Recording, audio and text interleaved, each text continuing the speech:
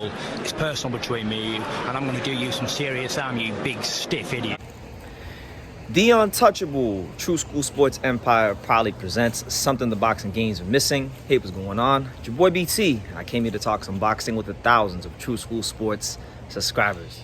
All right, so let's talk that bantamweight division, because I just recently made a video about Juan Francisco Estrada and how Julio Cesar Chavez Sr. was calling him out because he feels like he's been too inactive. You know, he was imploring him to get a new promoter and change his situation up so he can be in the ring more often. And I agree with the legend. I agree with Julio Cesar Chavez, right? We were talking about what could happen with Gallo at super flyweight, but guess what? It appears that he will not be at super flyweight much longer, because he has himself announced that he will be moving up from 115 to 118, and he will not be competing in the bantamweight division. So an interesting move there from Gallo Estrada. You know, obviously, when you look at the whole landscape of 115 right now, Chocolatito's been inactive, and from what I've read, apparently, you know, they're not going to fight for a fourth time, so that option's not there. He wanted to fight Kazuto Ioka, but Kazuto Ioka is a very difficult fighter to negotiate with, and their negotiations fell through, so that fight's not there. And then Junto Nakatani, who I'll get into later in the video, he moved up, so he can't fight him. And you know, I don't know if he ever tried to negotiate with Puma Martinez, but outside of Puma Martinez, there's not a whole lot there for Gallo Estrada. You know, 115, as much as I like it, you know, it's that era of, you know, Gallo, Cuadras, Wang Vasai, Chocolatito, that era is coming to an end before our eyes, and the division is changing. So there, you know, makes more sense, honestly, now that I'm talking about it, to go to bantamweight. I don't think he was going to stay at 115 to fight a Kosai Tanaka either, because I mean, I'm not sure that that was ever discussed, right? So let's talk about Gallo at bantamweight. What could be awaiting Gallo Estrada in the bantamweight division? Because I think there are some good fights out there for him. I mean, you got Takuma Inoue, who's the Monster's brother. I mean, I know Gallo couldn't fight the Monster all those years ago, so I guess the consolation prize might have to be fighting his brother. You know, fight him, maybe beat him up, take the belt from him, because I believe he's I think he's the IBF champion. I could be wrong. No, he's the WBA champion. So that could be a real good fight for him. I like that fight for Gallo if it comes to fruition. But he's the WBC super flyweight champion, so that's going to give him some standing with the WBC in their rankings at 118. And kind of to switch gears just a little bit, Junto Nakatani himself also announced that he's going up to 118. And he already got a fight. He got his fight lined up, signed, sealed, and delivered. He's going to be fighting Santiago, Alexander Santiago, who just beat Donaire for the vacant belt. And it's real interesting because we know Junto, he didn't want to fight Ioka didn't want to fight Junto when Junto became the mandatory for his belt. So he was kind of screwed too. Like, there wasn't a whole lot of options there for him either, right? So with that being said, I like that fight for him against Santiago. I think he should be beating Santiago. Like, Santiago's tough. He's rugged. I could definitely see him, if Junto's conditioning is not up to par, maybe he could break him down. But he's not going to outbox Junto. And I don't even think he'll outwork Junto. Junto is very tall. And one thing about Junto, I like him. I think he's a vulnerable fighter. So I think he's good for boxing. I feel like, you know, a vulnerable champion is an exciting champion, because he can obviously beat anybody, but he's also liable to be knocked the hell out. And I feel like Junto's one of them fighters where he's liable to be knocked the hell out. His defense is very leaky, and I think 118 is going to be a good test for him. And in a way, I'm very excited for the Santiago fight, because he was getting away with that 115 being so much bigger than everyone else.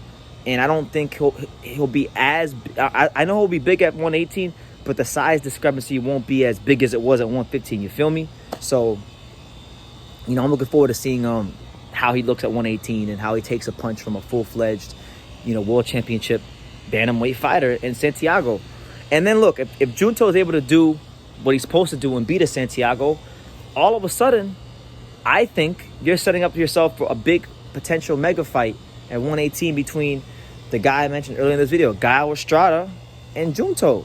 Gallo versus Junto would be huge, because Gallo Estrada is a legend around these weights. He's a guy that's been there and did it. And like I said in my last video, every man that's ever stepped foot in the boxing ring against Gallo Estrada has tasted defeat. A lot of your favorite fighters can't say that. Even my favorite fighter can't say that. Like I can't say that for Roman Gonzalez, even though I love him on paper at least. I thought he beat Wrong Beside, but I'm going by black and white paper. You know, he didn't. There's guys that have gotten one over on Roman Gonzalez. You know, Canelo. There's guys that have gotten one over on Canelo. Earl Spence, same thing. You know, some great fighters that had. There's a lot of great fighters in boxing history that can't make that claim, that are looked at to be greater than Gallo. But Gallo, every man he fought, stepped in the ring with tasted defeat. And so Junto Nakatani would have the unique opportunity to maybe be the first guy to get one over on old Gallo Estrada towards the end of his career.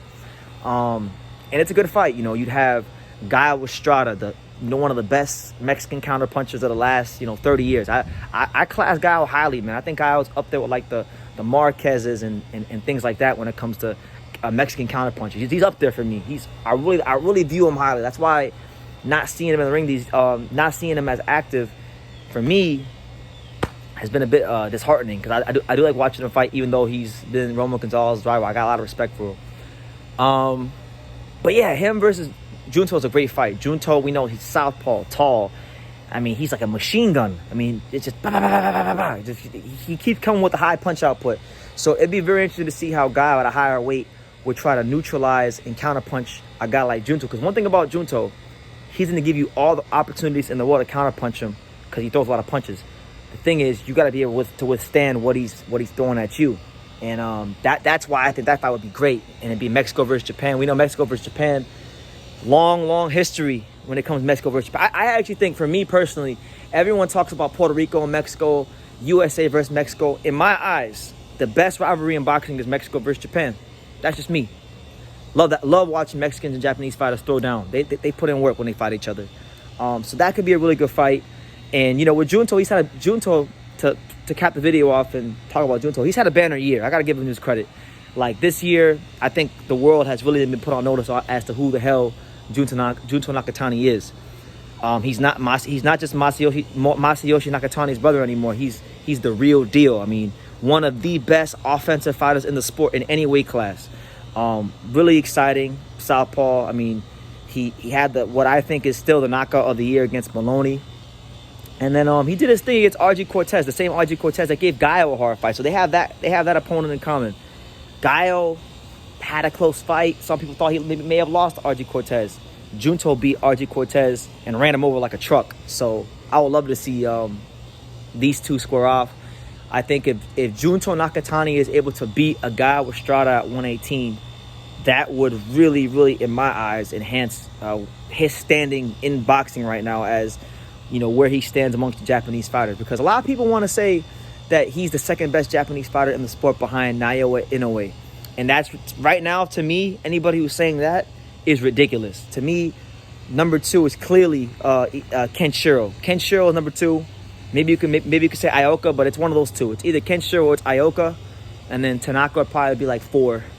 But, he's getting up there. And if he beats Gallo Estrada, we can revisit that conversation as to where he stands amongst today's modern-day great Japanese fighters. But let me know what you guys think. Gallo moving up to bantamweight. He's targeting a March return date. He hasn't boxed all 2023, and he won't box all 2023. Junto Nakatani is moving up to 118 to fight Alexander Santiago for the WBC title.